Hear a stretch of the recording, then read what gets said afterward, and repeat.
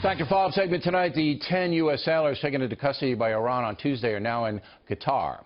The situation is so murky. How could two small U.S. naval vessels go 50 miles off course into Iranian waters?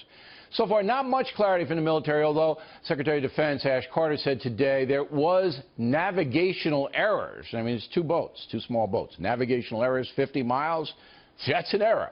Joining us now from Washington, Mark Dubovitz from the Foundation for Defense of Democracies, and Christopher Harmer, a senior naval analyst at the Institute for the Study of War. Mr. Harmer, we begin with you. Do you believe that Iran violated the Geneva Convention in this case? There is some back and forth on that. Yes, I do believe Iran violated the Geneva Convention in this case, but I don't think that's the key takeaway here. I think the key takeaway is U.S. weakness and accommodation of a terrorist regime invites further aggression by Iran. Iran's been a state sponsor of terror for 35 years and is the primary foreign sponsor of foreign terror. Let's put you in charge then. And why there is a controversy about Geneva Convention is because there's no declared war. And in declared war, you're not allowed to show pictures of prisoners, as the Iranians obviously did, and then take a statement from the naval commander saying, yeah, we made a mistake, as the Iranians did. So you can't do that when war is declared. But then there's some wiggle room. Well, it isn't war and all of this. But I'm going to put you in charge. I'm going to do the same thing to you, Mr. Dubovitz. Mr. Harmer, so you get the call. They got the 10 guys, all right? What the Obama administration did was be nice. They played nice, picked up the phone. Can you get them out of there quickly? Please do that. Was the wrong strategy. Okay, so in the short term, you don't ask Iran to return our sailors. You demand that Iran to return our sailors immediately. They had no right to detain them that long. And you don't exhibit weakness in the face of the enemy. That simply encourages further weakness.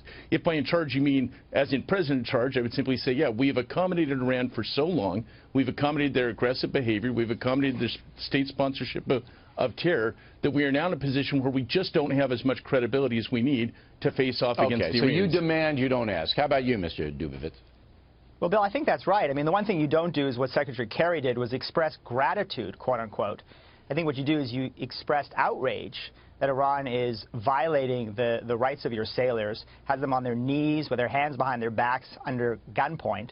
And you make it very clear the United States of America will not accept these brazen provocations. The problem is that this administration has now accepted a long list of brazen provocations from the Iranians, including the firing of ballistic missiles. Okay, now you both know they're holding 4 Americans in their prisons and they don't let them out. If you demand an insult, maybe they hold the 10 sailors. So, you know, the Obama administration is going to say, look, we got them out of there in 24 hours, the sailors. All right, we got them out of there. If we had insulted the mullahs, maybe we wouldn't have. Is there anything, Mr. Harmer, to that? Mr. Harmer, to that? Any credibility to that? Yes, there is some credibility to that, but I don't think you can analyze this problem by starting in the middle. You have to start at the beginning. What incentivized Iranian behavior and aggression in the first place? I got that. But you deal with 10 guys that they have. All right? And you know your theory on them. I mean, they could be there for forever. You know how they are. It's better that they remain in prison forever as hostages than the United States apologize to Iran. Interesting. Mr. Dubovitz, you say? Well, I say, you know what, get them out first, and then once they're out, then it's time to actually crack the whip. Like and what? It's time to, well, for example, I mean, let's start imposing serious sanctions on Iran. Reimpose sanctions? Then they'll tear up the nuke deal. No, we are fully entitled to impose sanctions for ballistic missiles, for terrorism, for hostage-taking, for human rights abuses. That's not inconsistent with the nuclear deal. So you would reimpose sanctions after this incident with the sailors? You'd blow the whole nuke thing up? Pardon the pun? You know, again, Bill, we have the legal right under this agreement to impose non-nuclear sanctions. But there's a legal right and there's a practical right. I see what you're saying. I think the Obama administration has mishandled Iran from the jump. But I'm glad these 10 guys are out of there in less than 24 hours, and I think if you took a hard line with Iran, they wouldn't have been. I'm giving you the last word, Mr. Harmer. Go.